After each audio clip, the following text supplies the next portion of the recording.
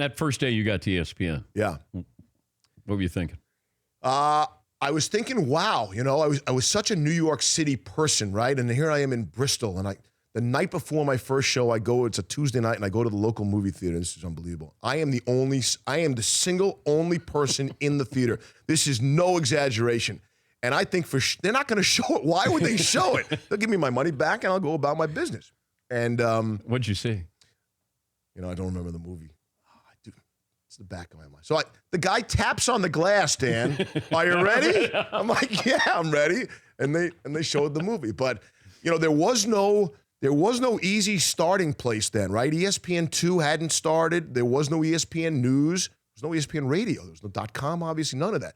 So when you started, you really started on SportsCenter. And that was, obviously before LA. That was the 2 a.m. Eastern 30-minute show. And I'm amazed that we got every score in. Can you imagine that? We got every single score in, and now we'll do a 90-minute Sunday night show, and we get half the games in maybe because we're doing so many other things. But I was definitely nervous. I looked at the wrong camera the entire lead-in for my first show. So Ravitch is the veteran at the time. I think he's there 3 months before me, and he welcomes me. And in those days where we started with a lead-in, you do the two-shot, look down, boom, go to your camera. So I look down and I don't go to my camera. So I did the whole lead-in on a two-shot with Ravitch staring at me. And McQuaid's in my ear going, one, meaning turn to one. Turn to camera one. Look left, look right, look anywhere other than where you're looking right now. But it's been ridiculous. Best seat in sports, man, There was a lot of talented people came through there, and it could be intimidating. It could be very competitive. No question. And it was survival of the fittest. Aside from bulging disc, did you ever have any great moments or anything that stood out? So I've been fortunate, right? The hockey thing was really fortunate to me. It's a fluke. It wasn't a skill. I happened to be in the right place at the right time. I've done the 3 longest televised games ever. So that became a thing, right? And again, there's nothing about that. It's just lucky to be in that right spot. We went to Camp Arif, John, which was really cool. We took the show on the road for a week with Stewart and Kenny, and it was at a time where it wasn't politically charged. It was like we weren't about either side. We were there to try to comfort, give a slice of Americana to the brave men and women in uniform at the time, and to see the smiles on their faces for us being there.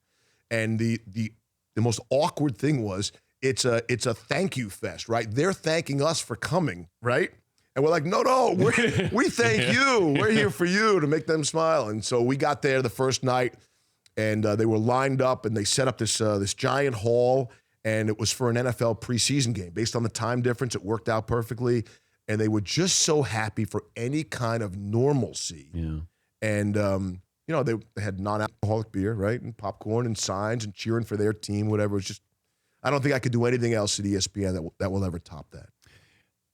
Did you anchor with everybody? Berman, myself, Keith, Stewart? So yeah, I think so. Kilborn, did you? Yeah, Kilborn, sure. But it was intimidating. You mentioned that. We all came in. I tell people this. It takes a while. It's like in sports. The game slows down. The baseball turns into a beach ball, that kind of thing, and slows down for you. It was intimidating coming in. We all wanted to be either Dan or Keith. And then you tried to figure out, okay, I got a shot at this, but I can't be that. And you try to emulate a style. And I think I fell into that trap too. And then after a while, you figure out who you are and who you're going to be. And I think guys are still coming in now, and gals, people are still coming in now and trying to be, hey, I want to do it like Kenny Mayne does. You know what I mean? And you can't. And after a while, you figure out, hey, this is what you're good at. I'm still trying to figure out exactly what my style is, but maybe that is my style, the sort of no style. I try to get the score right, I had a hard time with that, of trying to figure out who I was.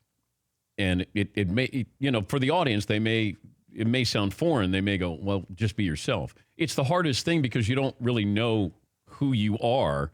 And I was one thing when I first got there. I was very serious about it. And then all of a sudden, when Oberman came in, he said, why don't you act the way you do off the air, on the air?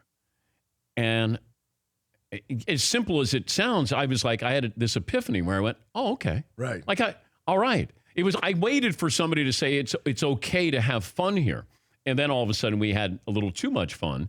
But we were also, like, it got competitive with the late night SportsCenter and then the earlier SportsCenter, the 6 o'clock with Bob Lee and Charlie Steiner and Robin Roberts. And then, they're comparing ratings. And now it got to be like serious stuff. And I was thinking, wow, this is a tough enough job. Right. Now I've got almost infighting here or competition, and management did nothing to dispel that.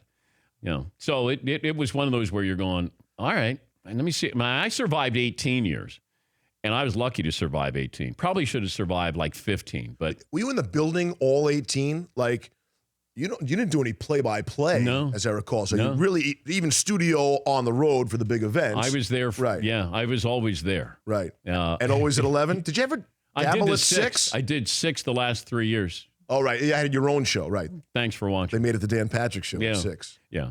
Ratings skyrocketed. I know. But I didn't like the 6 because I love that frenetic feel of game just ended. No question. I mean, there are times I tell people where you're on camera and you're doing a lead-in. Yeah. And you got some 23-year-old production assistant who's right over here off camera ready to hand you the shot sheet of your highlight. Yes. So I haven't even seen it. So it could be, hey, Bucks were in Cleveland tonight, and we got the highlights. And I would reach out with my left hand, grab it, and then turn it around. Right. Yeah, and then I go, okay. And you would be doing the highlights live at the time everybody's watching them. And you're just begging. You're, in essence, praying there's not a name that you don't recognize that you can't pronounce. Right? Hockey. We'd get the, oh, boy. Yeah. Nikolai Habibulin. Yes, with a K. Yeah, it was Nikolai Kabibulin. Right. And I went, exactly. So first go round, and then, I have somebody who says, I should have given you, the, phonetic spelling. Right. I'm sorry. Nikolai Kabibulin. And I think he was just called up. And I'm like, oh, this poor guy. His SportsCenter moment, I called him Kabibulin. But the beauty is everybody else thought you called him the right way because that's what they would think it was. For more Dan Patrick Show, tune to Audience Channel 239 on DirecTV or download the Dan Patrick Show app.